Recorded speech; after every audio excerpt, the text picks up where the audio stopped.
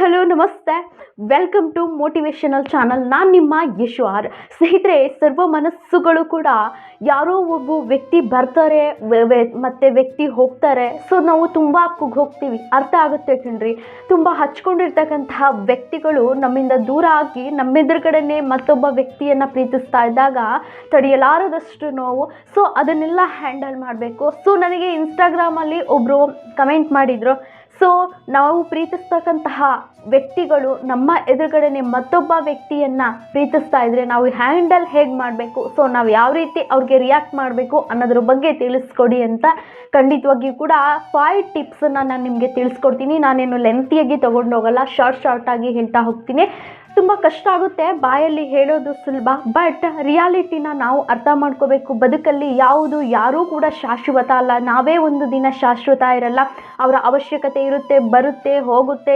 ಈ ರೀತಿ ಮೆಂಟಾಲಿಟಿನಲ್ಲಿ ಅವರು ಮೈಂಡ್ ಮೊದಲೇ ಫಿಕ್ಸ್ ಆಗಿರ್ತಾರೆ. ಅದನ್ನು ನಾವು ಅರ್ಥ ಮಾಡಿಕೊಂಡು ಮುಂದುವರಿಯತಕ್ಕಂತಹದ್ದೇ ಒಂದು ಒಳ್ಳೆಯ ಜೀವನ. ಜಾಸ್ತಿ ಹೇಳೋದು ಬೇಡ. ಸೊ ಯಾರೆಲ್ಲ ನನ್ನ ಚಾನಲ್ನ ಇನ್ನೂ ಸಬ್ಸ್ಕ್ರೈಬ್ ಆಗದೆ ವಿಡಿಯೋ ನೋಡ್ತಿದ್ದೀರಾ, ದಯವಿಟ್ಟು ಸಬ್ಸ್ಕ್ರೈಬ್ ಮಾಡ್ಕೊಂಡು ವಿಡಿಯೋ ನೋಡಿ ಅಂತ ಹೇಳ್ತಾ, ಫಸ್ಟ್ ಆ ಒಂದು ಪಾಯಿಂಟ್ ಏನಂತ ಅಂದರೆ, ನಮ್ಮ ಒಂದು ಎಮೋಷನಲ್, ನಮ್ಮ ಒಂದು ಬೀಯಿಂಗ್ನ ಯಾವತ್ತೂ ಕೂಡ ಅವ್ರ ಮುಂದೆ ತೋರಿಸ್ಕೊಳ್ಬಾರ್ದು. ಎಮೋಷನಲ್ಲಿ ಸ್ಟೇಟಸ್ ಹಾಕ್ತಕ್ಕಂತಹದ್ದು, ನಿಮ್ಮ ವೀಕ್ನೆಸ್ನ ಅವ್ರಿಗೆ ತೋರಿಸ್ಕೊಳ್ಬಾರ್ದು.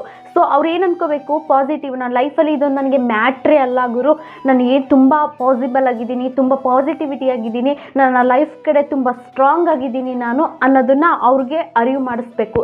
ಫೀಲಿಂಗ್ ಸ್ಟೇಟಸ್ ಹಾಕ್ತಕ್ಕಂಥದ್ದು, ಇಮ್ಯಾಜಿನ್ಸ್ ಹಾಕ್ತಕ್ಕಂಥದ್ದು, ಇದನ್ನು ಮಾಡಿದ್ರೆ ಏನಾಗುತ್ತೆ, ಅವರು ನಿಮ್ಮ ವೀಕ್ನೆಸ್ ಇನ್ನು ಕುಗ್ಗುವಿಕೆಯನ್ನು ಇನ್ನು ಅವರು ಎಂಜಾಯ್ ಮಾಡ್ತಾ ಹೋಗ್ತಾ ಇರ್ತಾರೆ. ಯಾವುದೇ ಒಬ್ಬ ವ್ಯಕ್ತಿ ನೋಡಿ, ಒಬ್ಬ ವ್ಯಕ್ತಿ ಆಲ್ಮೋಸ್ಟ್ ಸೈಂಟಿಫಿಕ್ ಪ್ರಕಾರ ಒಬ್ಬ ವ್ಯಕ್ತಿ ದುಃಖಿತನಾಗಿದ್ದಾನೆ ಅಂತ ಅಂದರೆ ಆ ದುಃಖಿತನನ್ನು ಖುಷಿಪಡಿಸೋದಕ್ಕೆ ಯಾವ ವ್ಯಕ್ತಿನೂ ಕೂಡ ಬರಲ್ಲ.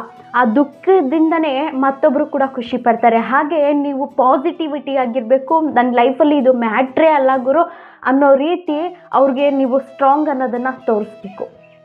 ಸೆಕೆಂಡ್ ಪಾಯಿಂಟ್ ಏನಂತ ಅಂದರೆ, ಜಾಸ್ತಿ ಮಾತಾಡೋಕ್ಕೆ ಹೋಗಬಾರ್ದು. ಕೆಲವರು ಏನಂತಂದರೆ, ಜಾಸ್ತಿ ಮಾತಾಡ್ತಕ್ಕಂಥದ್ದು, ಹೀಗೇಕೆ ಮಾಡಿದೆ, ಹಾಗೇಕೆ ಮಾಡಿದೆ, ಸೊ ಈ ರೀತಿ ಮಾತಾಡೋದ್ರಿಂದ ಬೇರೆಯೊಬ್ಬರನ್ನ ಯಾರನ್ನೋ ಅವ್ರು ಇಷ್ಟಪಡ್ತಾ ಇದ್ದಾರೆ ಅಂತ ಅಂದಮೇಲೆ ನಮ್ಮ ಮಾತಿಗೆ ಅವ್ರ ಹತ್ರ ವ್ಯಾಲ್ಯೂ ಆ್ಯಂಡ್ ಜಾಗನೇ ಇರಲ್ಲ. ಸೊ ಅಲ್ಲಿ ನಾವು ಒಂದು ಬುದ್ಧಿವಂತಿಕೆಯನ್ನು, ಒಬ್ಬ ಮನುಷ್ಯ ತೂಕವಾಗಿದ್ದಾನಪ್ಪ ಅಂತ ಅನ್ನಿಸ್ಕೋಬೇಕು. ಯಾಕಂದರೆ ಒಂದು ಮಾತಾಡಿದ್ರೂ ಕೂಡ ಒಂದು ತೂಕ ಇರಬೇಕು, ಒಂದು ವ್ಯಾಲ್ಯೂಯೇಬಲ್ ಇರಬೇಕು. ನಾವು ಜಾಸ್ತಿ ಮಾತಾಡಿದಷ್ಟು ಅವ್ರಿಗಿನ್ನೂ ಕೂಡ ಯಾವುದೇ ರೀತಿ ಜಗಳ ಆಗ್ಬೋದು, ಕಿರಿಕಿರಿ ಆಗ್ಬೋದು, ನಮ್ಮ ಮೈಂಡ್ ಸೆಟ್ ಅಪ್ಸೆಟ್ ಆಗ್ಬೋದು, ಈ ರೀತಿ ಆಗ್ತಾ ಹೋಗುತ್ತೆ ಹೊರತು. ಯಾಕೆಂದರೆ ಅವರು ಬೇರೊಬ್ಬ ವ್ಯಕ್ತಿಯನ್ನು, ನಮ್ಮನ್ನು ಮರೆತು ಬೇರೊಬ್ಬ ವ್ಯಕ್ತಿಯನ್ನು ನಾವು ಇದ್ದಾರೆ ಅಂತ ಅಂದರೆ ಖಂಡಿತವಾಗಿಯೂ ಕೂಡ ನಮ್ಮ ಮಾತಿಗಲ್ಲಿ ಅವಕಾಶನೇ ಇರಲ್ಲ. So the second point. ಮೂರನೇ ಪಾಯಿಂಟ್ ಏನಂತ ಅಂದರೆ ಅಟೆನ್ಷನ್. ಸೊ ಅಟೆನ್ಷನ್ ಕೊಡಬಾರ್ದು, ಅವ್ರ ಕಡೆ ಫೋಕಸ್ ಮಾಡಬಾರ್ದು. ಅವ್ರು ಹೇಗಿದ್ದಾರೆ, ಯಾವ ಬಟ್ಟೆ ಹಾಕ್ಕೊಂಡಿದ್ದಾರೆ, ಕೆಲಸದಿಂದ ಬಂದ್ರಾ, ಏನು ಮಾಡ್ತಿದ್ದಾರೆ, ಊಟ ಮಾಡಿದ್ರಾ, ತಿಂಡಿ ತಿಂದ್ರಾ, ಅವ್ರ ಕಡೆ ಫೋಕಸ್ ಮಾಡೋದನ್ನು ನಿಲ್ಲಿಸಬೇಕು. ಅವರು ನಮ್ಮನ್ನು ಬೇಡ ಅಂತಲೇ ಬಿಟ್ಟು ಹೋಗಿ ರಿಜೆಕ್ಟ್ ಮಾಡಿದ್ದಾರೆ ಅಂತ ಅಂದಮೇಲೆ ಅವರು ಲೈಫಲ್ಲಿ ಅವ್ರು ಹೆಂಗಾನ ಬದುಕಲಿ, ಹೆಂಗಾರೋ ಇರಲಿ, ಯಾಕೆ ತಲೆ ಕೆಡಿಸ್ಕೋಬೇಕು? ನಮ್ಮ ಲೈಫ್ ಕಡೆ ನಾವು ತಲೆ ಕೆಡಿಸ್ಕೊಳ್ಬೇಕು, ನಮ್ಮ ಗ್ರೋತ್ ಕಡೆ ನಾವು ತಲೆ ಕೆಡಿಸ್ಕೊಳ್ಬೇಕು. ನಮ್ಮ ಪರ್ಸ್ನಾಲಿಟಿ, ನಮ್ಮ ಗ್ರೋತ್, ನಮ್ಮ ಅಟೆನ್ಷನ್, ನಮ್ಮ ಲೈಫಲ್ಲಿ ನಾವು ಹೇಗಿರಬೇಕು, ನಮ್ಮ ವೇರ್ ಹೇಗಿರಬೇಕು, ನಮ್ಮ ಡ್ರೆಸ್ಸಿಂಗ್ ಸೆನ್ಸ್ ಹೇಗಿರಬೇಕು, ನಮ್ಮ ಬ್ಯೂಟಿ ಹೇಗಿರಬೇಕು, ನಮ್ಮ ಕಡೆ ತಲೆ ಕೆಡಿಸ್ಕೊಳ್ಳೋಣ. ನಾವೇ ಬೇಡ ಅಂತ ಅವ್ರು ಬಿಟ್ಟು ಹೋಗಿದ್ದಾರೆ ಅಂತ ಅಂದರೆ ಅವ್ರ ಕಡೆ ನಾವು ತಲೆ ಕೆಡಿಸ್ಕೊಂಡು ಏನು use? So third point. So fourth point ಏನಂತ ಅಂದರೆ, ನಮ್ಮ ಲೈಫ್ ಕಡೆ ನಾವು ಫೋಕಸ್ ಮಾಡಬೇಕು. ಅವ್ರ ಲೈಫ್ ಕಡೆ ಫೋಕಸ್ ಮಾಡ್ತಕ್ಕಂತಹದ್ದು, ಅವ್ರು ಏನು ಮಾಡ್ತಾ ಇದ್ದಾರೆ, ಎಲ್ಲಿಗೆ ಹೋದರು, ಏನು ಮಾಡಿದ್ರು, ಈ ರೀತಿ ಫೋಕಸ್ ಮಾಡ್ತಕ್ಕಂಥದ್ದು. ಅವರ ಜೀವನದ ಬಗ್ಗೆ ನಾವು ಕೆಲವೊಂದು ಸಲ ನಮ್ಮ ಲೈಫ್ ಬಗ್ಗೆ ಯೋಚನೆ ಮಾಡೋದ್ರ ಬದಲು ನಮಗೆ ಬಿಟ್ಟು ಹೋದವ್ರನ್ನ, ಅಥವಾ ನಮ್ಮ ಮೇಲೆ ಒಂದು ಅಸಹ್ಯ ಪಟ್ಕೊಂಡು ಹೋದವ್ರನ್ನ, ನಮ್ಮಲ್ಲೇ ದ್ವೇಷ ಮಾಡ್ತಾ ಇರೋರನ್ನ, ಅವ್ರ ಮೇಲೆ ಫೋಕಸ್ ಮಾಡೋದಕ್ಕೆ ಸ್ಟಾರ್ಟ್ ಮಾಡ್ತೀವಿ. ಸೊ ನಮ್ಮ ಲೈಫ್ ಕಡೆ ಏನು ನಡೀತಾ ಇದೆ, ನಮ್ಮ ಲೈಫ್ ಯಾವ ಹಂತದಲ್ಲಿದೆ, ನಾನು ಖುಷಿ ಕಾಣಬೇಕು ಅಂತ ಅಂದರೆ ನನಗೆ ಏನು ಮಾಡಬೇಕು, ಮೆಡಿಟೇಷನ್ ಮಾಡಬೇಕಾ, ಅಥವಾ ನಾನು ಯಾವುದೋ ಒಂದು ಕ್ಷೇತ್ರದಲ್ಲಿ ನಾನು ಇದು ಮಾಡಿದ್ದೀನಿ, ಸೊ ಒಂದು ಕ್ಷೇತ್ರಕ್ಕೆ ನಾನು ಯಾವ ಮೈಂಡ್ನ ಕೂಲ್ ಮಾಡ್ಕೊಳ್ಬೇಕು. ಸೊ ಅವ್ರು ನನ್ನನ್ನು ಬಿಟ್ಟು ಹೋಗಿದ್ದಾರೆ, ನನ್ನನ್ನು ಪ್ರೀತಿ ಮಾಡ್ತಾ ಇದ್ದವ್ರಿಗೆ ನಾನು ಹೇಗೆ ಪ್ರೀತಿ ಕೊಡಬೇಕು?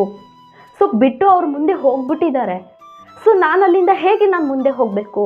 ಅವ್ರ ಬಗ್ಗೆ, ಬಿಟ್ಟು ಹೋದವ್ರ ಬಗ್ಗೆ ಯೋಚನೆ ಮಾಡ್ತಾ ಕೂತ್ಕೊಂಡ್ರೆ ಅಲ್ಲಿ ಏನೂ ಇಲ್ಲ, ಝೀರೋ, ಏನೇನೂ ಸಿಗಲ್ಲ, ಯೂಸೇ ಇಲ್ಲ. ಸೊ ನನಗೆ ಪ್ರೀತಿ ಮಾಡ್ತಾ ಇದ್ದಾರೆ, ಅವ್ರಿಗೆ ನಾನು ಹೇಗೆ ಟೈಮ್ ಕೊಡಬೇಕು? ಸೊ ನನ್ನ ಸೆಲ್ಫ್ ರೆಸ್ಪೆಕ್ಟ್ ನಾನು ಏನು ಮಾಡಬೇಕು? ನನ್ನಂತಹ ಗ್ರೋತ್ಗೆ ನಾನು ಯಾವ ಕ್ಷೇತ್ರದಲ್ಲಿ ನಾನು ಟ್ಯಾಲೆಂಟ್ ಇದ್ದೇನೆ, ಸೊ ನನ್ನ ಮೈಂಡ್ ಕಾಮ್ ಆಗಬೇಕು, ನೆಮ್ಮದಿಯಾಗಬೇಕು, ನಾನು ಖುಷಿ ಕಾಣಬೇಕು ಅಂದರೆ ಯಾವ ಹಂತದಲ್ಲಿ ನಾನು ಅಟ್ ಪ್ರೆಸೆಂಟ್ ಇದ್ದೀನಿ ಅನ್ನೋದನ್ನು ಯೋಚನೆ ಮಾಡಬೇಕಾಗುತ್ತೆ. This is fourth point. Next fifth last point ಏನಂತ ಅಂದರೆ, ನಾವು ಕಂಪ್ಯಾರಿಸನ್ ಮಾಡ್ಕೊಳ್ತಕ್ಕಂಥದ್ದು, ಬೇರೆ ಅವ್ರಿಗೆ ನಾವು ಹೋಲಿಕೆ ಮಾಡ್ಕೊಳ್ತಕ್ಕಂಥದ್ದು. ನಮ್ಮನ್ನು ಯಾಕೆ ಬಿಟ್ಟು ಹೋದರು, ನಾವು ಅವ್ರಿಗೆ ಯೋಗ್ಯತೆನೇ ಇಲ್ವಾ, ಸೊ ನಾನು ಚೆನ್ನಾಗಿಲ್ವಾ, ಅದಕ್ಕೆ ನನ್ನನ್ನು ಬಿಟ್ಟು ಹೋಗ್ಬಿಟ್ರಾ ಅಂತ. ನಮ್ಮ ಪರ್ಸ್ನಾಲಿಟಿ, ನಮ್ಮ ವ್ಯಾಲ್ಯೂಯೇಬಲ್, ನಮ್ಮ ಘನತೆ, ನಮ್ಮ ಗೌರವ, ನಾವು ಏನು, ನಮ್ಮ ಬೆಲೆ ಅನ್ನೋದು ನಮಗೆ ಗೊತ್ತಿರುತ್ತೆ. ಸರ್ ಫೈನ್, ಅವ್ರು ನಮ್ಮನ್ನು ಬಿಟ್ಟು ಹೋಗಿದ್ದಾರೆ ಅಂದರೆ ಇಲ್ಲ, ಅವರು ಸೂಟಬಲ್ ಆಗ್ತಕ್ಕಂಥವ್ರ ಜೊತೆ ಅವ್ರು ಹೋಗಿದ್ದಾರೆ. ಸೊ ನಮಗೆ ಸೂಟ್ ಆಗ್ತಕ್ಕಂಥ ವ್ಯಕ್ತಿಗಳು ನಮ್ಮ ಲೈಫಲ್ಲಿ ನಮ್ಮ ಜೊತೆ ಇಲ್ಲ ಅಂತ ಅಂದರೆ ಅವ್ರಿಗೆ ನಾವು ಸೂಟ್ ಆಗಿಲ್ಲ, ಅವ್ರು ಬಿಟ್ಟು ಹೋಗಿದ್ದಾರೆ. ನಮ್ಮ ಲೈಫ್ ಕಡೆ ನಾವು ಹೋಗೋಣ. ಆ್ಯಕ್ಚುಲಿ ನಮ್ಮ ಜೊತೆ ಇರೋದಕ್ಕೆ ಅವ್ರಿಗೆ ಯೋಗ್ಯತೆ ಇಲ್ಲ ಅಂತ ನಾವೇ ಕೆಲವೊಂದಷ್ಟು ಸಲ ಸಮಾಧಾನ ಪಡ್ಕೋಬೇಕಾಗುತ್ತೆ. ಯಾಕಂದರೆ ಲೈಫ್ ತುಂಬ ಶಾರ್ಟ್. ಬ್ರದರ್ ನನಗೆ ಒಂದು ಕಮೆಂಟ್ ಮಾಡಿದರು, ಸೊ ನಮ್ಮಂತಹ ಬಿಟ್ಟೋದಂತಹ ವ್ಯಕ್ತಿಗಳು ನಮ್ಮ ಎದುರುಗಡೆನೆ ಇನ್ನೊಬ್ಬ ವ್ಯಕ್ತಿನ ಪ್ರೀತಿ ಮಾಡ್ತಾಯಿದ್ರೆ ನಾವು ಹೇಗೆ ರಿಯಾಕ್ಟ್ ಮಾಡಬೇಕು ಅಂತ. ಬ್ರದರ್, ನಿಮಗೆ ಈ ವಿಡಿಯೋ ಯೂಸ್ಫುಲ್ ಆಗಿದೆ ಆ್ಯಂಡ್ 4 ಜನಕ್ಕೆ ಹೆಲ್ಪ್ ಆಗುತ್ತೆ ಅಂತ ಡೈರೆಕ್ಟ್ಲಿ ಹೇಳೋದ್ರ ಬದಲು ವಿಡಿಯೋ ಮಾಡಿದೆ. ಹಾಗೆ ನಿಮ್ಗೆ ಇಷ್ಟ ಆಗಿದ್ರೆ ಒಂದು ಲೈಕ್ ಮಾಡಿ, ಹಾಗೆ ಎಲ್ರಿಗೂ ಕೂಡ ಶೇರ್ ಮಾಡಿ, ಸಬ್ಸ್ಕ್ರೈಬ್ ಮಾಡ್ಕೊಂಡು ವಿಡಿಯೋ ನೋಡಿ ಅಂತ ಹೇಳ್ತಾ ನೆಕ್ಸ್ಟ್ ವಿಡಿಯೋದಲ್ಲಿ ಸಿಗ್ತೀನಿ. ಅಲ್ಲಿವರೆಗೂ ನಮಸ್ತೆ. ಸರ್ವ ಮನಸ್ಸುಗಳಿಗೂ ಕೂಡ ಥ್ಯಾಂಕ್ ಯು.